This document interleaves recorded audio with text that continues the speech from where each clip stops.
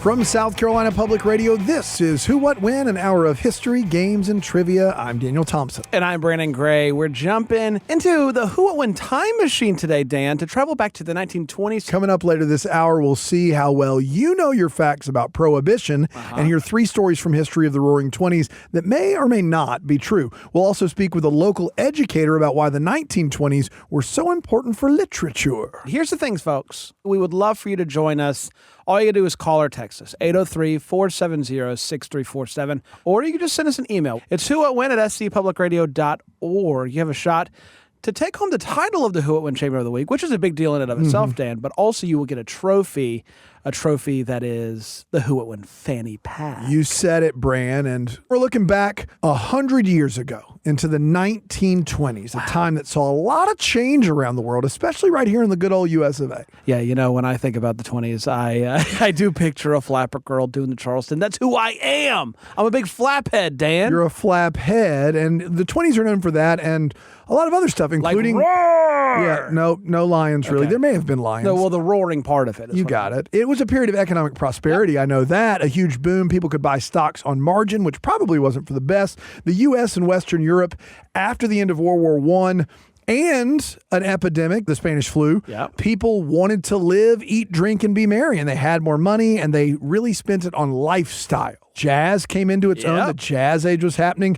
We also have authors, artists experimenting with new forms and new subjects and developments in technology, like the radio, movies, air travel. It began to feel modern. When you think of the modern things we have right now, most of them date back to being commonly used in the 1920s. That's right. And you, of course, have the Charleston dance named after our very own Charleston, South Carolina. That's pretty exciting. I'm beginning to think all you know about the 1920s is the flappers and the Charleston. Yes, I'm a Brand, flaphead. The Charleston dance, named after our very own Charleston, South Carolina. Very popular during this time, along with flappers, women who were rebellious and preferred shorter hair, shorter dresses, and that put style and fun over practicality. Wow. And of course, this is happening right alongside advancements in women's rights around the world, with women getting the right to vote in many countries, including here in the U.S. for the first time in 1920. That's right. And at the same time, we have the people that are pushing back against this freewheeling attitude and have things like prohibition passing to try to stop it. Yeah, anytime there's progress, there's always people that want to keep it the way they think it should be or the way it was. There were folks worried about the effect alcohol was having on the country. A lot of these flappers and a lot of these parties had to rely on illegal drinks because you weren't allowed to transport or sell alcohol. And so bootleggers, speakeasies, and organized crime like Al Capone becomes a huge part of the era. That's right, Dan. And we have a huge cultural and economic boom during this time. Great novels and pieces of art are created. People are partying and having a great time, but then, boom, it all came crashing down. It sure did, Brand. Most historians point to Black Tuesday, the stock market crash of 1929. Wall Street crashed. The Great Depression begins. World War II starts 10 years later. And so the 20s go out with less of a roar and more of a whimper. That's right. But they're getting their day here on Who, What, When, Dano. They're getting their day today. I'm so excited to play some games about this decade. I think we're going to get started with our first one now. We got some contestants? We sure do, Bran. And to make things even more interesting, today's contestants are actually a married couple who wanted to go head to head. Wow. Big deal. Big doings Some here. might say a mistake. We'll see. Some might say. Let's meet him now. Contestant number 1. What's your name? Where are you calling from? Hello, I am PJ calling you from our fair city, Columbia, South Carolina. Calling you from the capital city right here. Shout out. Shout out. PJ, what is something that you have 20 of? Ooh. I know. Probably my golf handicap. Yeah. Certainly in the 20s, if not higher. In the All right, 20s, if very not good. higher. Very good. PJ, how are you feeling, like, confidence-wise, knowing it's about the 1920s, knowing that your wife is competing against you? How are you feeling about winning the fanny pack this week on Who What When? Well, going into this, I was feeling great. Some may say a little bit cocky. But now that I know the topic, I'm going to say I'm not feeling good at all. Who What When has a way of humbling you, on you my know? high school reading of The Great Gatsby is about. Wow. All right, let's meet your competitor. Caller number 2, what's your name? Where are you from? Hello, I am Kelsey, and I am also calling from here in Columbia. Are you guys in the same house right now, Kelsey? Yes, we are. Wow. Fair enough. Wow. Kelsey, what's something that you have 20 of? Oh, God. You can do this. I've got 20 racing medals. Racing medals. Racing medals? What do you mean? Do you do like Running? the marathon? Oh. Do you do the marathons? I've never done a marathon, but I've done quite a few half marathons. I actually have one coming up in April. How about So that? when you get the fanny pack after you beat PJ, is that going to go up there with all your racing medals somewhere, maybe higher? Oh, yes. Yeah, That for way sure. he has to see it every time. For sure.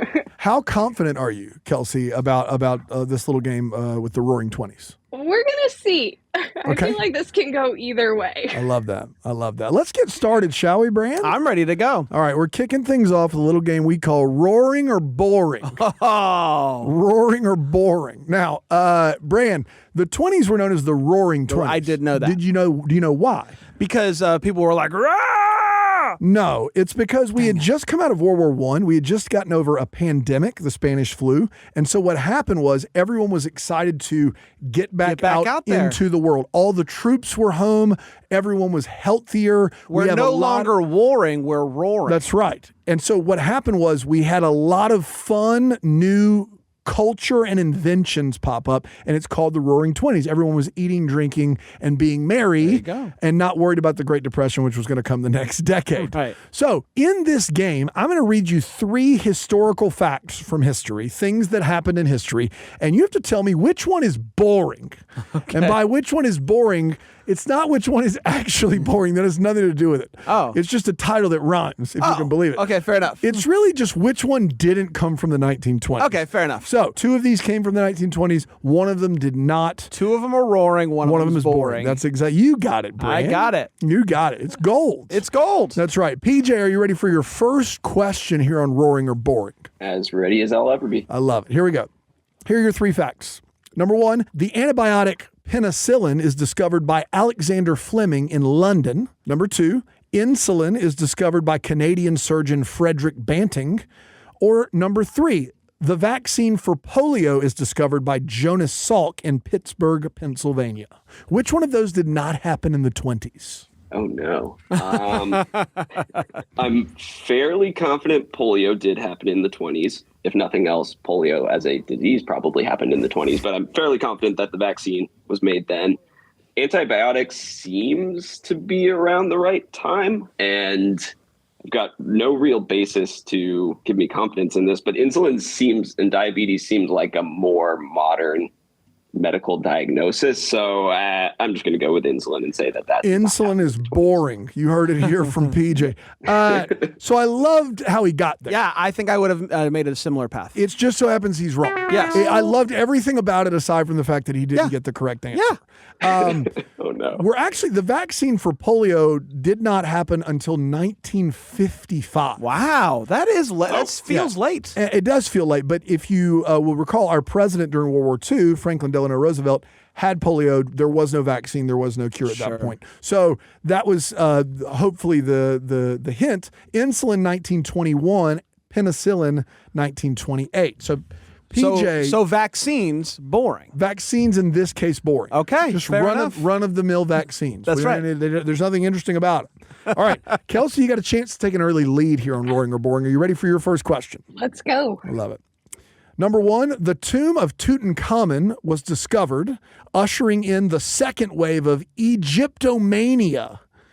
Number 2, silent film star Buster Keaton releases almost 20 movies over the course of 4 years. And number 3, the outlaw Jesse James is shot and killed by the coward Robert Ford. Oh, God. The obsession with Egypt seems right. So do the silent films. Like, those both seem like they would be the 20s. We're just going to take a wild guess and say C? She's going to say C, the outlaw Jesse James shot and killed by the coward Robert Ford. And she's correct. Oh, how about that? She's correct. She got there in a similar manner as her husband, but she was correct. So Jesse James getting shot and killed is boring. That's what we've decided. I'm starting to think this title might not be the Yeah, best. if you just got in your car listening on a Saturday morning and you I just thought heard it was me pretty say that, exciting. I thought it was a cool thing. I really like westerns. King Tut's tomb, more exciting? Really? More roaring? Really? All right. What's roaring? Kelsey, you got the lead. How about that? PJ, we're coming back to you. We're playing Roaring or Boring here on Who, What, When, talking about the 1920s. That's right.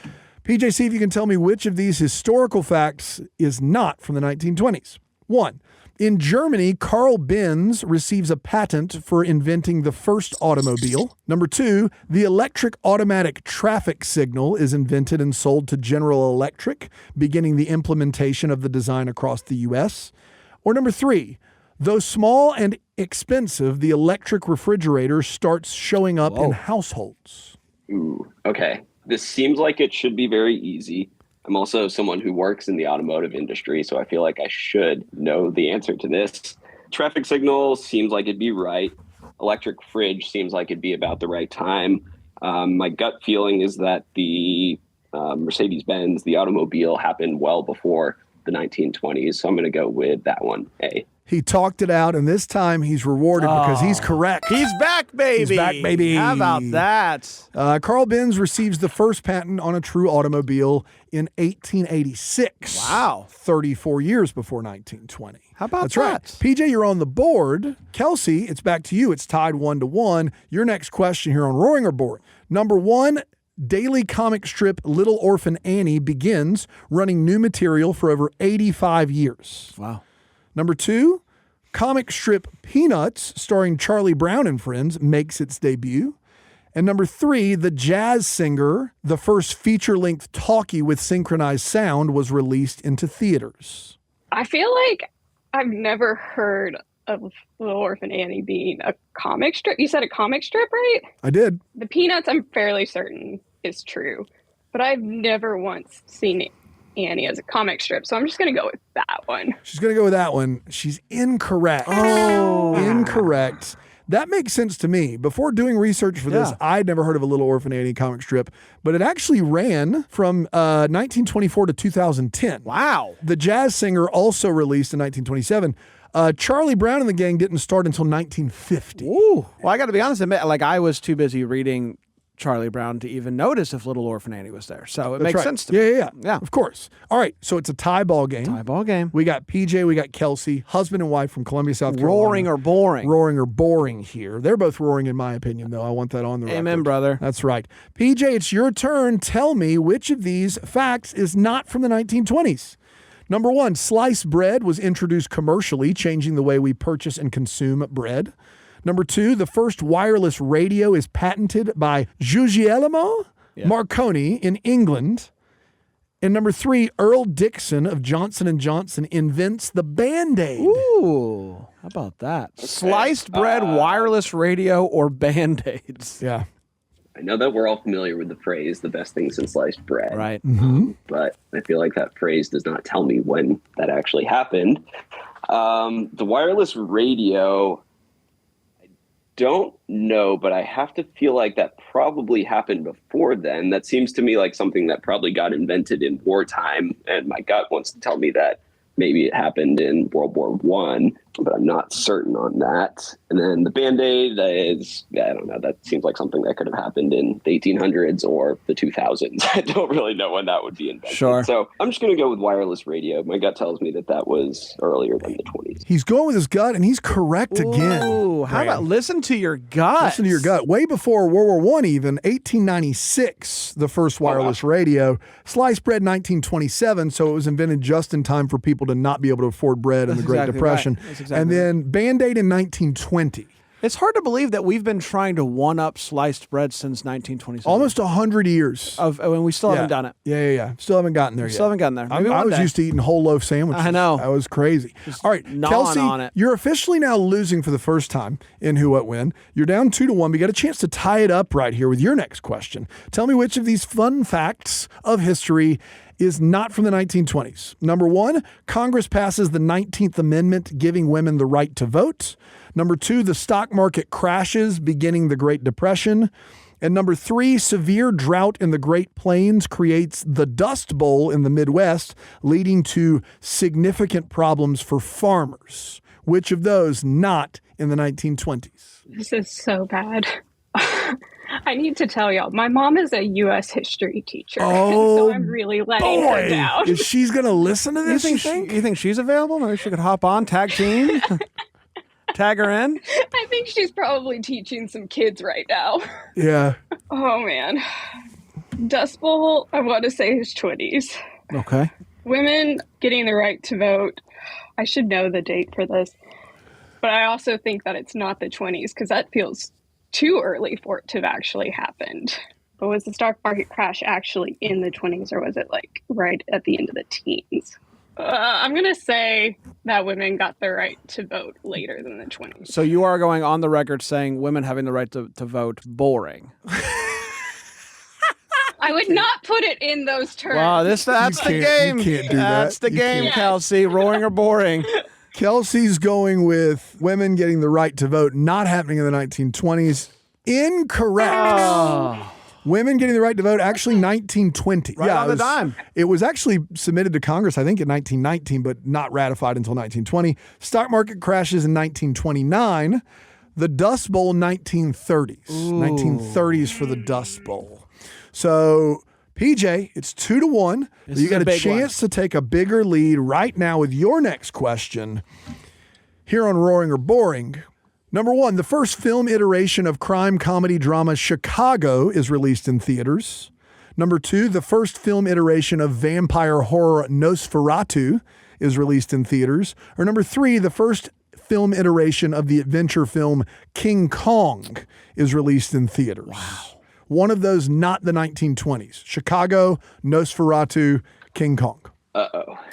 Well, I'm not really someone who follows a lot of movies, so this is kind of hard for me. I didn't actually even know there was a film series called Chicago. The other two I've at least heard of. Nosferatu, I know there was a fairly recent remake of that, but that doesn't help me understand. Not at all, the actually. One happened. This seems like a throw a dart at the board and hope it hits situation.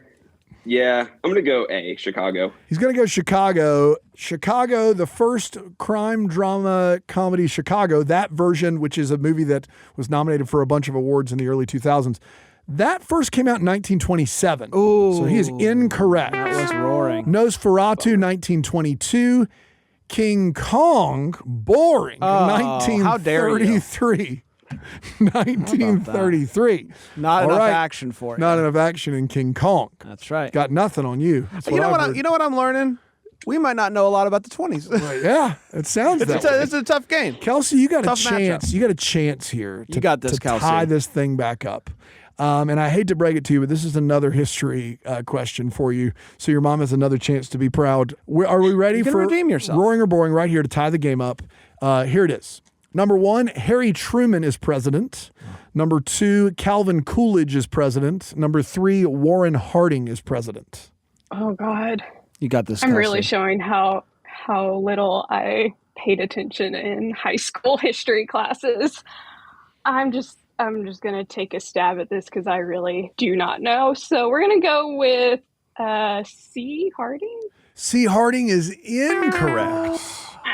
We were looking for the president that launched the atomic bomb in World War II, Harry Truman, president from 1945 to 1950. That's who we were looking for there, Kelsey. Kelsey, Sorry. it's okay. It's okay. Are you an embarrassment to your family? Currently, yes, but there's still time. There's still time.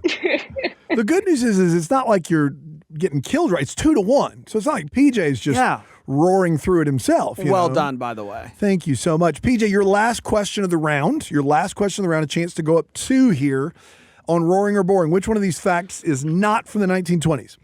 Number 1, Amelia Earhart becomes the first woman to complete a solo nonstop flight across the Atlantic Ocean. Number 2, 4 United States Army planes successfully circle the entire globe by air. Or number 3, Charles Lindbergh completes the first solo nonstop transatlantic flight from New York to Paris. Here we go. You big plane guy? big plane guy? Big plane guy, PJ? I'm actually should be. My degree's in aerospace engineering. All but, right. Here we go. Can you give me more details on B? You said 4 Army planes circling the Earth. Is that in like one continuous flight? No. They touching down? got breaks, but same pilots and same planes. Okay, so these are all very, very similar theme. Lindbergh may have been before the 20s, so I'm just going to go with C, Lindbergh. Going to go with C, Lindbergh. Incorrect. Oh, my goodness. We're looking for Amelia Earhart, who completes her trip in 1932. That was a tricky one. That's a tricky one. 1932. The Army airplanes, 1924. Lindbergh, 27.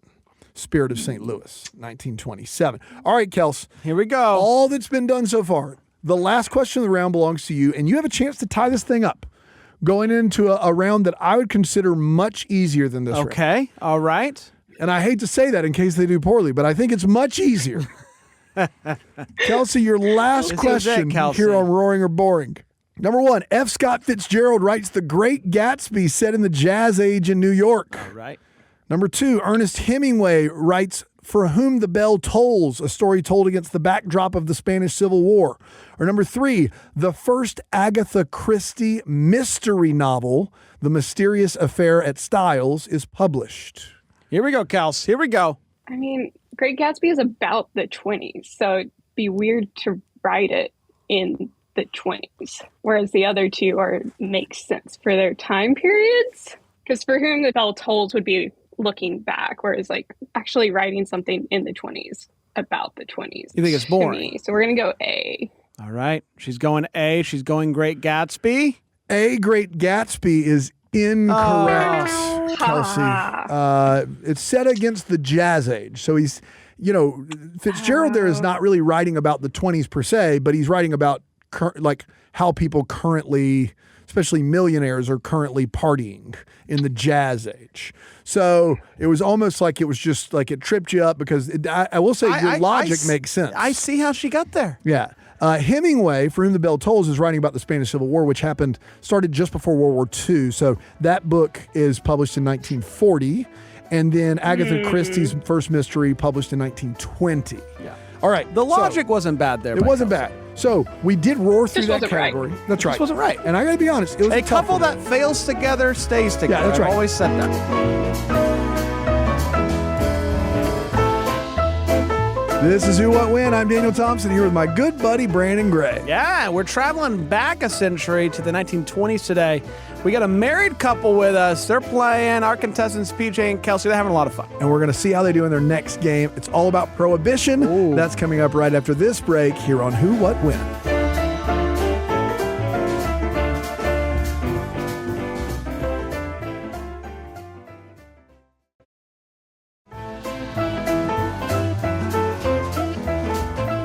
Welcome back to Who, What, When, South Carolina Public Radio's Hour of History, Games, and Trivia. I'm Daniel Thompson. I'm here with my good buddy Brandon Gray. Hello. And we've jumped into the old Who, What, When time machine. That's the sound of that trusty device. And we're playing games all about the 1920s, a.k.a. the Roaring 20s. Yeah, before we get back to our games, we want to give you a quick reminder that we would like for you, yes, you, I'm talking to you.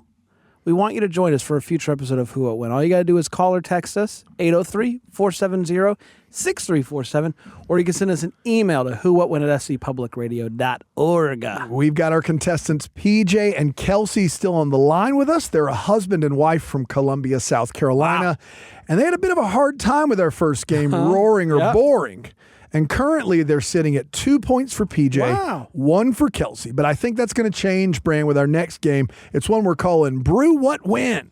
Okay. Brew What Win. Now that's a play on words. You don't have to brew anything, and you don't Is have to this like answer about brew. witches? Nope, it isn't. It's about alcohol, though, because I don't know if you know Oh. this, Brand, but prohibition, Yep. which is where the United States outlawed the sale or transportation of alcohol at most levels, Right. happened during the 1920s. Yes, I've heard of this. That didn't experienced it. necessarily stop people from drinking. Right. But it was a time in our history marked by legislating something people thought was immoral. Yeah, it's amazing the lengths people will go for a little alcohol. Little alcohol. Little That's right. And we're alcohol. going to find that out. All of these questions are about some aspect of prohibition. Okay. It's called Brew What Win. PJ is going to lead us off. PJ, are you more comfortable with this than Roaring or Boring? I think so. It can't be worse, I think. That's right. Here we go. PJ, your first question here on Brew What Win.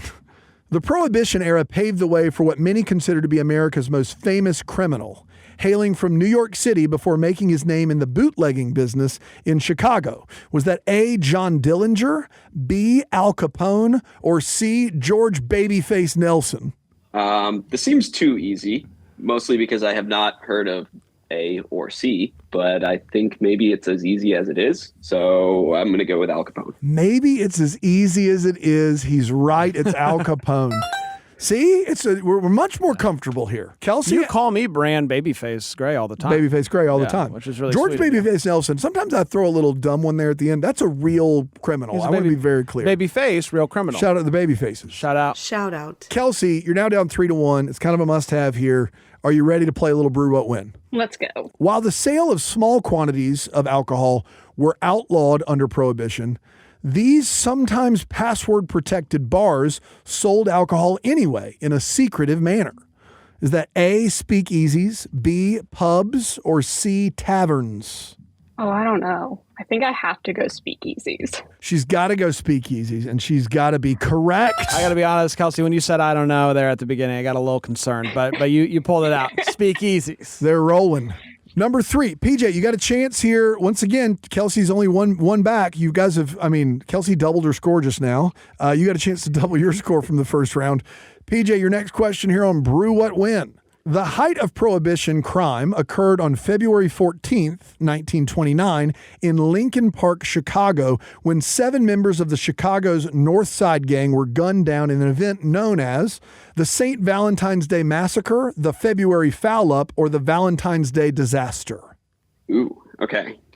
So they're all kind of following the same theme, which makes sense. Yep. It's on or around Valentine's Day. I'm going to go with A, the Valentine's Massacre. St. Valentine's Day Massacre is correct. That's right. Is correct. PJ on a roll right now. You said that happened in Lincoln Park? Lincoln Park. You think people were numb afterwards, or It starts with 1. I know that. one thing? That's one thing. I don't know why. All right, that's enough of that forever. Kelsey, another question coming your way here on Brew What Win, a chance to get that point back. Which of the following statements about the Prohibition era is false? Oh, no, we're back to roaring or boring. No. A, some states still restricted alcohol sales after Prohibition was over. B, the punishment for having a drink in public was a $10 fine. C, consumption of alcohol decreased during Prohibition. I have to think that consumption did not actually decline. And a $10 fine for the time period seems like it would be a high enough fine to try to deter. I'm going to go C. Just going to go C, consumption of alcohol decreased. You're saying that's false? Yes. Okay, that is incorrect. We're looking for the $10 fine is the correct answer. In fact, there wasn't a set fine because drinking alcohol was not a crime. Wow. Selling alcohol was the crime. So if you could find a drink, you could not be arrested for drinking alcohol. You could be arrested for purchasing it or selling it or transporting it. So it was a little tricky there, Kels. All right, PJ, you got a chance to break this thing wide open here. Are you ready for your question here on Brew What Win? I'm ready. Which of the following statements about the Prohibition era is false? A, women led the push for Prohibition. B, tainted liquor was responsible for killing thousands of people during the era. Or C, Prohibition lasted until World War II. Okay, so which one of these is false? So A was women leading the push for Prohibition in the first place. Sure, that seems reasonable. Tainted liquor, I think, is true. Makes sense that if people were bootlegging and making moonshine and stuff, that you would end up with contamination issues.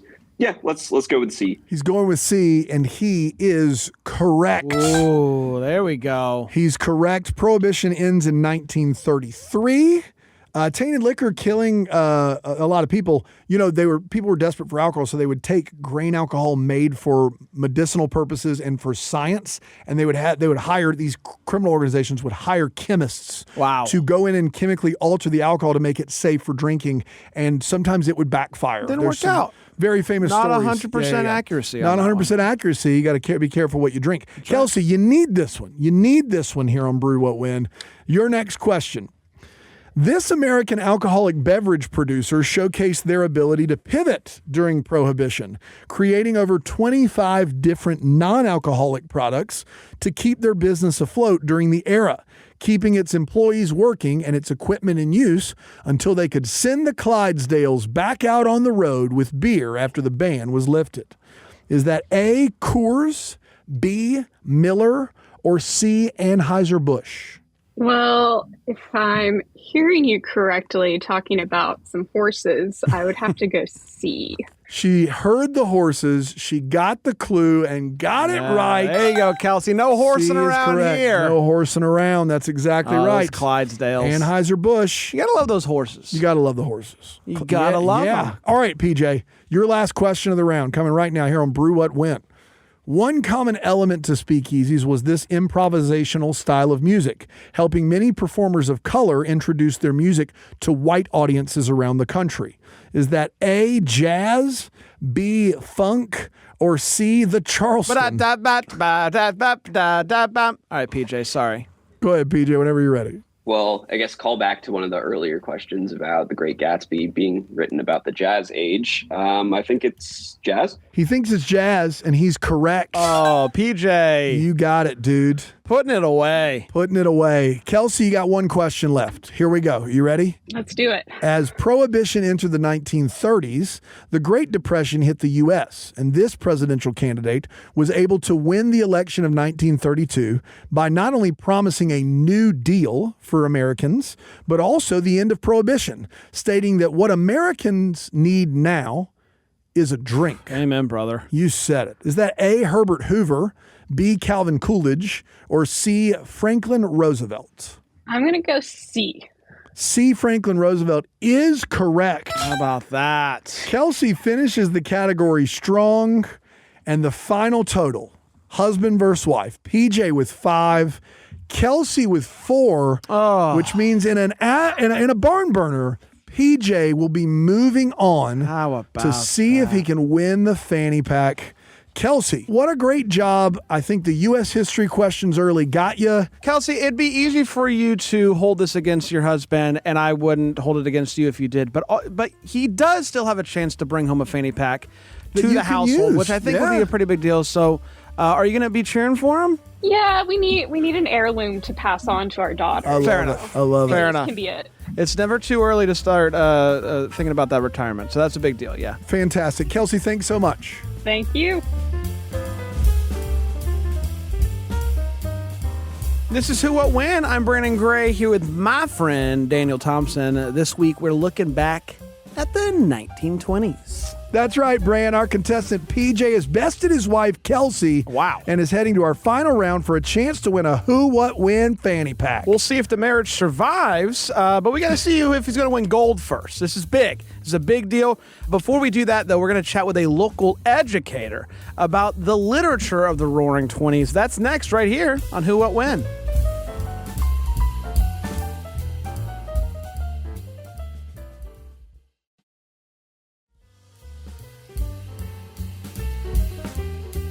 Welcome back to Who, What, When, an hour of history, games, and trivia here on South Carolina Public Radio. I'm Brandon Gray. I'm Daniel Thompson. We're traveling back to the 1920s today, Bran, with games all about this roaring decade. That's right. And we're going to get back to our games in just a minute. But occasionally, Dan, we like to do an educator spotlight. We bring in an educator who is a bit of an expert on the topic in which we're discussing today. And this week, we're joined by Dr. Catherine Kaiser, who's a professor of English at the University of South Carolina. Welcome to Who, What, When. Thank you so much. It's a pleasure to be here. Thanks so much for joining us, Kat. You specialize in modernist literature, books and writings from the late 1800s through the 1930s. Tell us what stands out about this particular modern era. The modern era is so much fun to teach, in part because it really anticipates our own cultural moment. So writers of the 20s really felt that the velocity of everything had sped up. Like everybody had cars. There was a sense of energy in the air because of technologies like the cinema and the radio. So I think we can understand that in relation to our own moment of people worrying about what social media is going to mean, people thinking about an accelerated life that maybe they don't always feel totally at home in. You have this explosion of literature. You got Hemingway, you got Fitzgerald. What was it about this time that kind of led to all of these amazing works kind of coming through and breaking through the noise, so to speak, to be these classics that we see today? I think one factor in that is that the writers of the 1920s really felt that they had to justify being writers at all. Because of the radio, because of the movies, they had to come up with reasons that people should come back to the page. So they tried to break apart the sentence, to make characters raw and psychologically driven, because they wanted to show their audience that there was still a reason to read short stories, novels, and poems. And I think there are echoes between the way that novels of today will use cinematic editing techniques, will cite tweets. I know the book Yellowface by R.F. Kuang uses a lot of social media inside that book, and that is a play taken straight from the 1920s when a poet like T.S. Eliot wrote The Wasteland, in part imitating the way that radios would throw new voices at you without necessarily a ton of context for those new voices. So right before the 1920s, we have the Great Migration, which is this huge spread of people of color throughout the United States for one of the first times after the Civil War. That leads us to explosion of culture, not just from white people, from people throughout the racial spectrum. We have the Harlem Renaissance. We have Langston Hughes. I want to know how this was received by people, because culture is being consumed in mass in the 1920s. Culture coming from not your culture, so to speak. How is that received in the 1920s?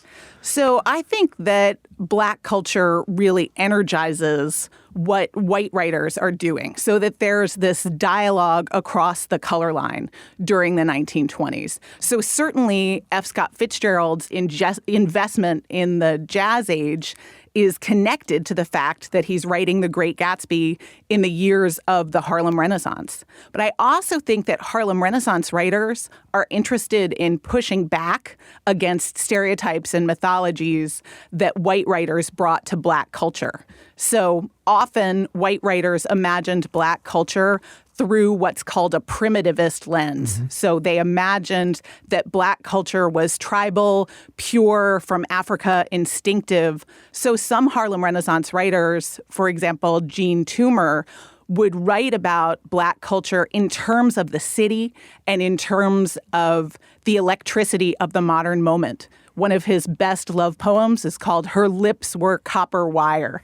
So imagining Black women's bodies as part of the city rather than outside of it or before it, as some white writers would have thought. One of the things you cover in your courses is the impact of evolving technology like automobiles on the authors of the time. You alluded to it a little bit with the radio, but what else could you tell us about that and how technology evolving was impacting the writers of the day?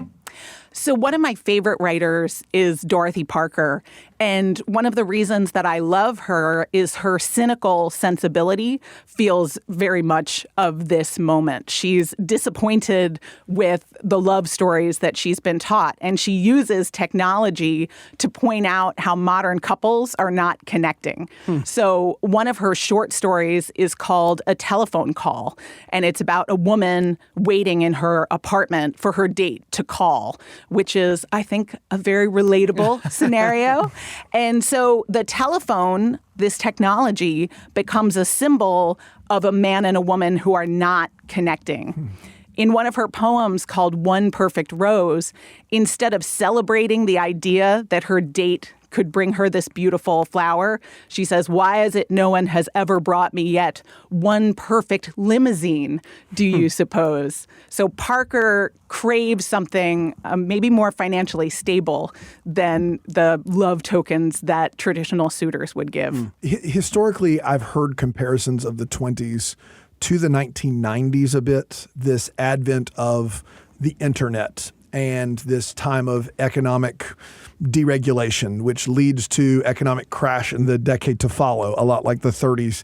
But culturally, that illustration doesn't quite hold water, what we're talking to you about. Do you think we're going to see, or could you foresee another time where we have an explosion of, for lack of a better word, literary excellence? Like this explosion where we circle all of these great literary works where you could name 10 authors that people probably should read, but are buried beneath Eliot and Fitzgerald and all of these other, pieces that they're required to read in the school. Is that possible in our modern climate? I think not only possible, but really necessary. I mean, one parallel that I see between the period that I teach and the period that we're living through is that a lot of this literature of the 1920s comes out of the flu epidemic of 1918. So not only a sense that once life was restricted and now it's free, but also this looming anxiety about death. Like the 1920s begged to capture life because of that looming sense of mortality. And I think in our own semi-post-pandemic moment, we have that same sense of urgency. So I am very excited. USC runs the Open Book Series, introducing contemporary authors to the community. I think this is one of those moments, both because of anxieties about economic change and wealth stratification in the United States, which was a big motivation of 20s literature if you look at The Great Gatsby, and also because of this post-COVID sense that we have to memorialize this culture that we're living in because it's so fleeting and so fast. Dan, I think, alluded to it in his last question, but I imagine there are lots of works that Dan and I maybe aren't familiar with because we didn't continue to go back to the 20s unless we had to when it comes to literature. What are some pieces that we should go and read that maybe we don't know about because we stopped at The Great Gatsby? T.S. Eliot and The Yes. Great Gatsby. Yes. That's right. So I absolutely think that you have to read the works of Claude McKay. Okay. So Claude McKay is this fantastic Harlem Renaissance writer who is really thinking about the Great Migration. And he's also thinking about the Black diaspora moving between the Caribbean and the United States. So after you finish up this interview with me, you need to go home and read the poem Tropics in New York, which is about fruit coming from the Caribbean to the city. And McKay creates a parallel between immigrants from Jamaica and the fruit that comes from their homeland. And it's a very beautiful sonnet about globalization and loss. But he also writes fun partying books like Banjo about Black workers in Marseille. And he writes about train culture connecting the South and the North in the late 20s in his book, Home to Harlem. So I recommend that. Fantastic. I've written it down, Tropics in New York. I'm going to do it. Homework, I love it. Fantastic. Kat, it's been wonderful chatting with you about the written word of the 1920s. But as you know, Who What Wins a quiz show. So we can't let you leave without playing a little game. And we've prepared one just for you called Before and After 1920s edition. That's right. Yeah. Here's how it's going to work. Dan is going to read you clues combining important literature and pop culture from the 1920s with other pieces of popular culture to create something wholly new. You just have to tell us the combination would be called. So, for example, add a bat and some myth making, and this 1965 number one hit song from Sonny and Cher becomes the Great Bambino, a.k.a. one of the greatest baseball players of all time who won a whopping 7 World Series. That would be I Got You, Babe Ruth. She's got it. Kat, you got it. You got it? I do. All right, here you go. Here's the first one. Add an authentically American art form to this professional basketball team located in Salt Lake City, and it becomes this term for the 1920s when a new style of rhythmically and tonally complex music became popular. I know the word jazz is somewhere in the answer. Yes. But we've entered into the realm of sports ball, which is outside my expertise. So if I told you it was the Utah Jazz Age. Absolutely. Okay. The Utah Jazz Age. I like that one. Here we go. I like that one. I don't think any of the rest of these have to do with sports ball. They don't. Though. So I think we're that in will the rescue me. Okay, great. You ready for your next one? Nervously, yes. I love it. Add some words to this vibrant cultural movement centered in a New York City neighborhood that celebrated African-American identity and heritage, and it becomes a collection of folks gathered to recreate a medieval lifestyle, if only for a day or two. Harlem Renaissance Fair. There it is. You got it. You could see the excitement. She crushed it. Nerd culture is my jam. There you go. I'm glad you said that. 'Cause Let's this next sports ball more nerd. I messed that whole. I'm gonna give it one more Do you go. wanna try Are you ready? again? Are you ready? You said nerd culture. Less sports bar. I'm not. Go ahead. I'm not gonna do it. I'm not gonna do We it. teed him I'm up. not gonna do He it. still said sports bar. Less sports bar. Less sports ball. More nerd culture. Here we go. Your next one. This is nerd culture that speaks to me. So let's see. Add the undead to this nationwide ban on the production, importation, transportation, and sale of alcohol, and it becomes this 2004 Simon Pegg film about a group of friends trying to survive a zombie apocalypse. Oh, God, I love that movie, and I'm It's blanking one on of the my name. favorite movies. Well, let's focus on the first one. Prohibition. Prohibition. Okay. Shaun of the Dead. There you go. Prohibition, Shaun of the Dead. Oh, that's wonderful. That's- Isn't that wonderful? Yes. Yeah. Shaun of the Dead, great movie, guys. There you go. Great movie. You should go check it out. Obviously not kids listening, but everyone else should. Ask your parents about Shaun of the Dead. Okay. All right, next one. Add some practical cats to this world famous K-pop band, and it becomes this writer best known for poems like The Wasteland and Four Quartets, among other works. So it's T.S. Eliot, but I don't know the K-pop. BTS Eliot. BTS Eliot. Nice. In pre-production, I did not know that one either. I didn't know a single K-pop You band. love BTS. Stop. Yeah. On the way down Okay. here. All right, yeah. It was Why would I nonstop. lie about it? I don't know. I don't know, Dan. Why would you lie about it? You love BTS. All right. This one's fun. It's butter. Add- That's the Smooth song. like butter. That's I do know that Hey, song. come Hey. on. Here we go. Next one. Add some bold geometric designs, and this famous aviator, women's rights advocate, and first woman to fly solo across the Atlantic becomes this prominent architectural and design movement from the 1920s. Amelia Earhart Deco. Yeah. Very good. Nailed What the it. people can't see because this is radio is anytime Kat gets it, she starts putting her arms in That's the right. air. Cat She's gets locked excited. in. It's so great. I'm very excited about this one that I get to ask you that our producer AT wrote. And if you don't get it, that's fine if you get it. Either way, there's no winning here. It's one of the nerdiest questions of all time. Add a special password to this 1997 Pierce Brosnan, Linda Hamilton disaster movie about volcanoes, and it becomes the name for a clandestine establishment for selling alcohol during Prohibition. God, what was that movie called? It's something about peak, and then it's speakeasy. Oh, you're Okay. so close. No, I don't have it. I don't have it. And I went to see that movie in the theaters. I know I did. Dante's Speakeasy. Oh, beautiful. That's so great. Shout out to A.T. Shire for that one. Shout out. Last one here. Add a lack of crying in baseball to this notoriously mustachioed surrealist artist, and he becomes a 1992 movie about a women's sports team starring Gina Davis, Madonna, Tom Hanks, and many more. Salvador Dali of their own. Oh, She's we're gonna Kat end on top. Kaiser, of course, absolutely. She's a doctor. She's a professor of English at the University of South Carolina and an expert in the modernist literature of the 1920s. Dr. Kaiser, thank you so much for joining us right here on Who, What, When. Thank you. It was a blast.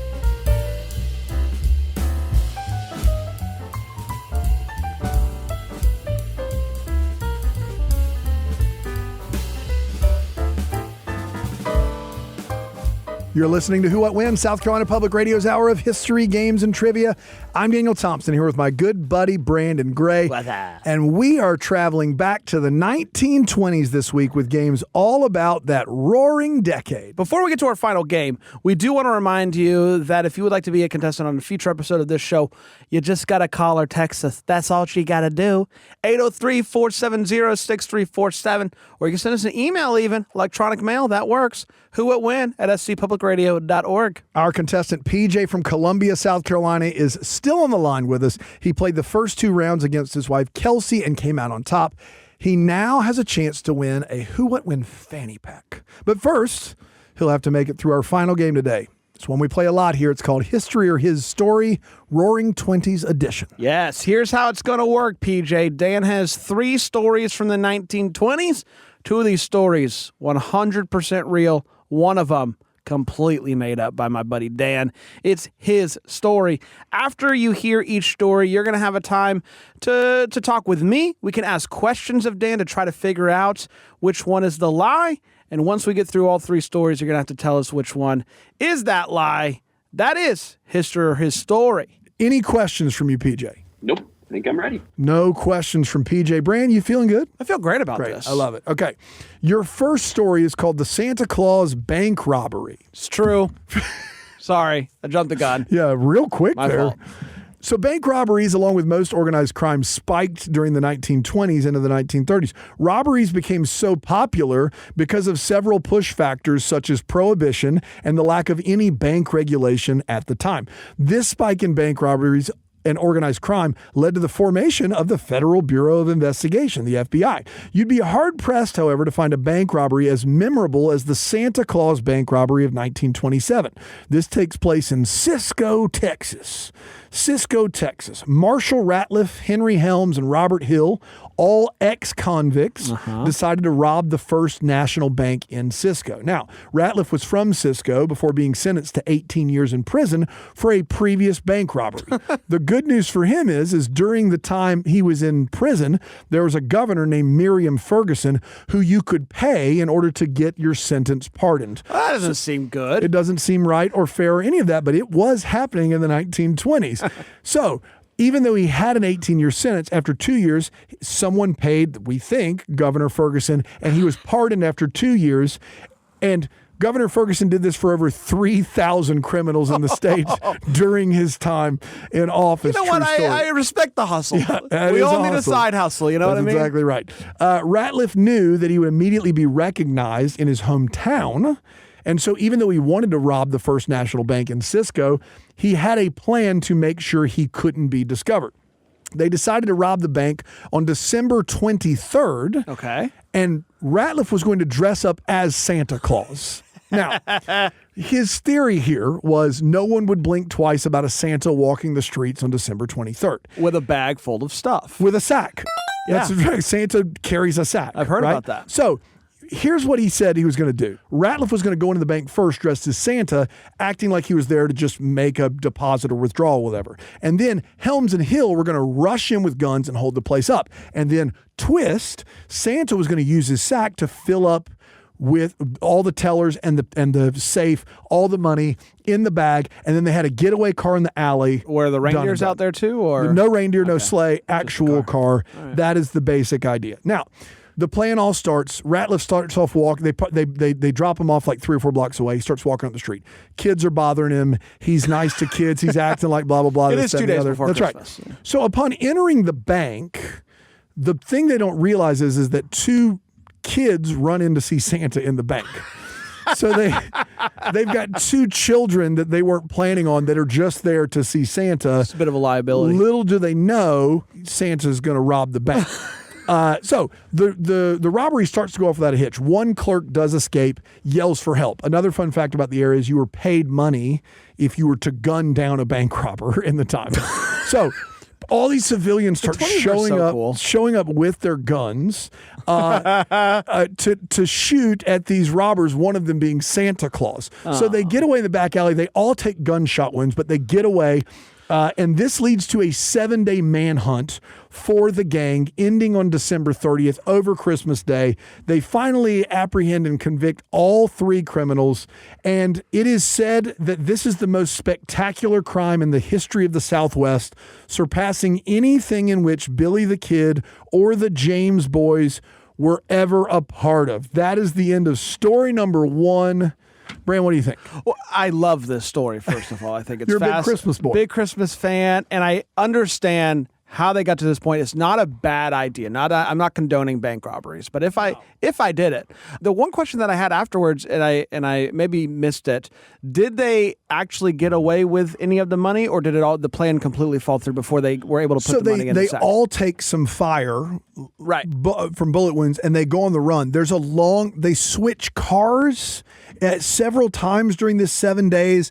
There's a early air surveillance that the Texas tries. Yeah. And basically, the fact that they can't go to a hospital, they basically get bunkered down and get caught. But did they get any money? No, they all go to jail. One of them gets sentenced to death. The other two have lifetime sentences. Got it. Yes. Got it. PJ? What do you think, PJ? I actually know this story. So big plug for Texas PBS stations. There's a show called Texas Day Tripper, and the host did go to Cisco, Texas, and their town museum. It's going to help a lot that he's from Texas here. Less than a month ago, actually. Wow. So yeah, I learned some new details in your retelling of this historical account, but. Yeah, man, I'm guess fairly certain that this is real. Oh man, he's fairly certain. I'm not going to give it away, but it sounds like he knows it's one of the other two. Yeah. That would be my guess anyway. I can't believe you didn't screen the PBS channel from Texas. To see Especially, I didn't screen that our guest was from Texas.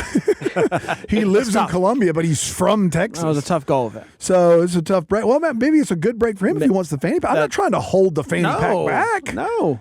Yeah. No. I'm excited for Let's you, see PJ. if these next two stories come from Story Texas. number 2 is the Straw Hat Riot of 1922. Starts right now. In the 19th century, straw hats became commonly worn by men in the summertime. They were called Panama hats. Has that fad slowed down? It has, because we're going to get to the 1920s, which isn't in the 19th century. Well, I didn't know that. They were derived from tropical attire, became an unofficial addition to summer outfits. Yes. Initially, these were not considered appropriate hats for big business or big cities. Disagree. It's a hard disagree from Brand. Of course it is. But by the 1900s, straw hats were called boaters, and they were considered acceptable attire in North American cities, even for businessmen. Yes. So in the summer, you want to get a little casual. You're still in your suit and tie, going to work in Manhattan. Throw on a Panama hat, throw on a boater, head to work. That's exactly right. There was an unwritten rule regarding the hats in big cities, though. No hats after September 15th. So no white after Labor Day, no hats after September 15th. You can't do it. You wear a boater after September 15th, all bets are off. Now, this date was completely arbitrary. Initially started September 1st. It's after Labor Day, for crying out loud, but moved to mid-month. And any man wearing a straw hat afterward was at minimum subjecting himself to some serious ridicule. You got to give him a couple weeks to ease out. Have you imagine how embarrassing it would be to roll in with a straw hat on September 21st? Oh my gosh, I can't imagine it. Unbelievable. You'd be roasted. So, it became a tradition of the youngsters to see any businessman with a straw hat after September 15th to go over to the wearer of the hat, knock the hat off, and then smash it with their feet. It was called hat bashing. It was called hat bashing. Yeah, that's punk rock right there, bro. It became a commonplace tradition. These businessmen on their way to work after September 15th, a youth would come up, tip the hat off of them, and smash it with their feet, hat bashing. And so it would become very commonplace for newspapers to remind businessmen that by September 15th, you need to discard your boater or they're going to smash your hat. Kids are going to get you. That's right. You need to switch to silk or felt hats like a real man. That's right. So let me bring you the kids can't make fun of you if you're wearing a silk or felt hat. September 13th, 1922. 2 days before the unofficial Straw Hat Removal Day. A group of youngsters in Manhattan removed and stomped on hats worn by factory workers employed by the Mulberry Bend area of the city. They proceeded to the docks and did the same thing to the dock workers. But the dock workers fought back. Uh-oh. There was a brawl in the streets between the youngsters of Manhattan and the dock workers. And no one's ever fought back from on the Manhattan Bridge. On the Manhattan Bridge, dock workers versus youngsters just going at it. Someone's got a chair. Fights and riots continued to escalate in the following days between gangs of teenagers with large sticks, with reports of up to 1,000 teens together with sticks or bats with nails in them. Oh, hey. Several men hospitalized from the beatings they received after resisting having their hats taken. Many were arrested. Most teens reported and brought in received fines and not jail time, with a max of 3 days in jail. By the 1930s, straw boaters were not very popular, and by 1950, they were virtually extinct, as any straw hat was now a Panama or shaped to look like a fedora. That's the end of story 2. Bran. You're 2 for 2 here, Dan. I love this story. This is incredible. I think my only question would be, it sounds like Word has gotten out. You don't wear it past the 15th, or you're going to have what's coming for you. You're going to get your hat. You're gonna get a hat bashing. You're going to get your hat bashed. Now this happened 2 days before. Yep. The 15th, where the kid's just confused. Like I feel like if you're gonna hat bash, you have to play by the rules. Sometimes kids are a capricious crowd. I don't like that. That makes me suspicious because all the kids that I know are good at following the directions and the rules, and they would respect the 15th. So that's why I'm hesitant to say that this story definitely happened. PJ, what are you thinking? Yeah, I kind of have some similar hesitations here. It is a wonderful story, and I like a good hat. Right. You sound like a hat guy. PBS didn't cover the hat bashing riot. Oh, no, unfortunately not. Yeah, my other hesitation with this story, and I'll have to wait for the last one to see if this is a real issue or not, is back in the 20s, I'm kind of curious how they would have coordinated something so well like that. You know, today in social media age, it makes sense, right? Maybe something trending on TikTok saying, go let's bash the hat. Yeah, let's go bash these hats. Hashtag bash the hat. But back in the 20s, spreading nationwide and spreading to thousands of teens within New York, I'm not really sure, how they would have had time to do that back when they probably would have been working themselves due to lack of child labor laws, but how they would have all known to do that at the same time. So seems like it's plausible, maybe a little bit of hesitations on whether it actually is real or not, but I'll have to wait for the last story. Hey, Johnny, tell all your friends we're going to meet at the bridge. We're going to smash them hats 2 days early. We're going to go. Yeah, that's actually a lie. I got that audio. So that was actually real. Thank you. It's just good to be acknowledged that I actually did time travel. Dan, do we have one more story? We certainly do have one more story, Bran. Are you ready for story 3, PJ? I'm ready. This is my favorite story name. It's called Moonshine Over My Hammy. I mean, it can't be boring. It's moonshine over my hammy. It starts right now. So the term moonshine was given to homemade booze distilleries that would operate in the dark by the light of the moon. We're from the South. We all know this. During Prohibition, moonshine boomed. In fact, moonshine just became legal here like 10 years ago or something. It's newer to even being legal now. The reason moonshine was so popular, aside from the fact that you could do it away from the law, was that you just needed a pot still. It was pretty easy from a construction standpoint. And so a lot of backwoods folks would make moonshine. In fact, the idea for NASCAR is rooted in moonshine, as fast cars were souped up and created to run moonshine from stills on backcountry roads in Georgia. Now, while many were taking their moonshine fast, Carl C., that's S-E-A-Y, I think it's C, it might be Say. Carl Say, we'll go with Say. Carl Say had to do things a little differently, specifically by starting a cow and pig furnished speakeasy. So, speakeasies were pretty common in Prohibition. They were illicit establishments that required passwords to get in or to know someone to get in. There was an estimated 30,000 speakeasies in New York City alone at the height of Prohibition. So, Say's speakeasy was a little different. Say ran a dairy farm just outside of the small town of Cordele, Georgia. Sure. He distilled shine and transported to the bigger markets through the racketeering king of Atlanta, Matty the Horse Ianello. Ooh, the horse good. Ianello. So he would run moonshine. Can I get a nay? Nay. He would run moonshine from Cordele to Matty the Horse in Atlanta for distribution. No doubt. That wasn't until he got caught in 1923 and arrested for possession and distribution, for which he paid a $1,000 fine and spent 2 nights in the county jail. Once out of jail, he was done with the moonshine running. However, Prohibition was still in full swing. He wanted to continue to make moonshine. So what did he do? He began to make moonshine on the back of his property. He traded milk from his farm for corn to make shine, all off the books. This is when it became fun.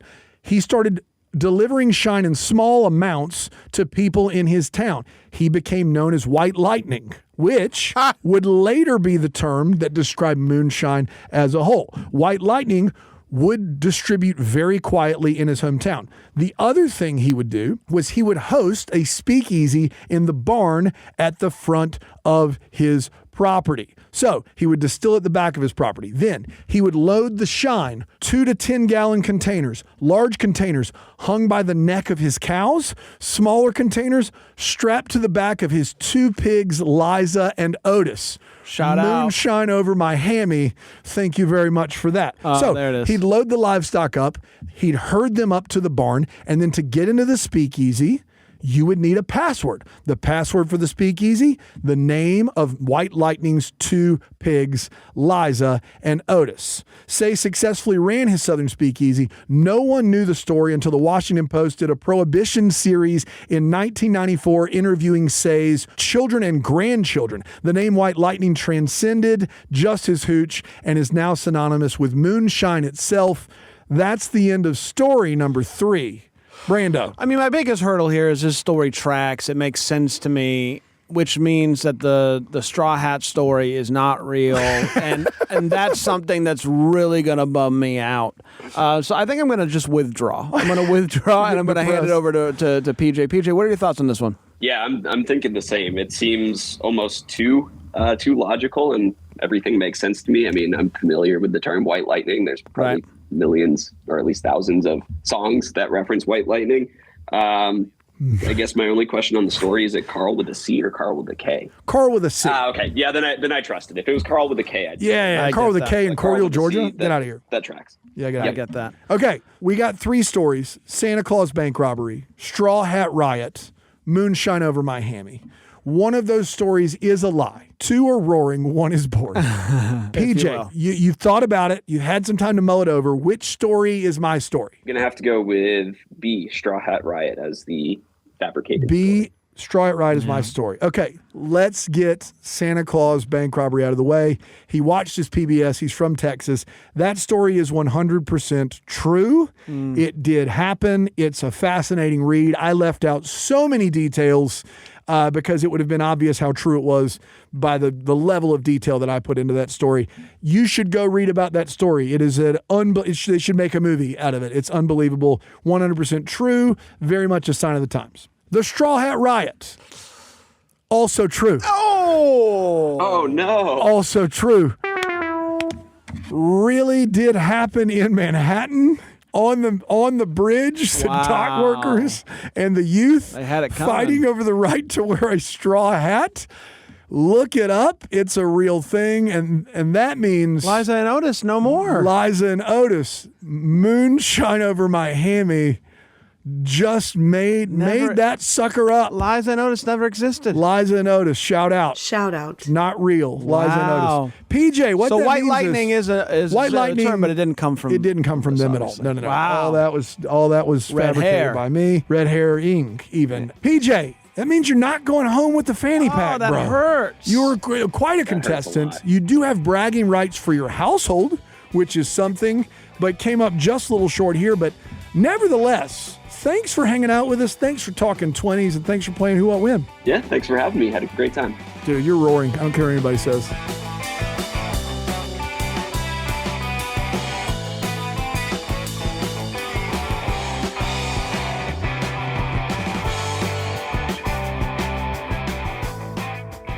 It's time for us to close out this Roaring 20s episode of Who What When. Thanks again for our contestants PJ and Kelsey for joining us today. That last round was a tough one for PJ, but he'll always be the Who What When champion of our hearts. You said it, Bran. Our producer is A.T. Shire. Our executive producer is Sean Birch, who's the cat's pajamas and the bee's knees. This show is a production of South Carolina Public Radio and is made possible in part by listener contributions to the ETV Endowment of South Carolina. You can join us to be on a future episode of Who What When. Just call or text us 803-470-6347 or send us an email to whowhatwhen@scpublicradio.org. You can find out more about the show at our website, southcarolinapublicradio.org/whowhatwhen. And you can listen to an extended version of the show in your favorite podcast app or through your smart speaker. I'm Daniel Thompson. And I'm Brandon Gray. Join us next week for more history, games, and trivia right here on Who What When.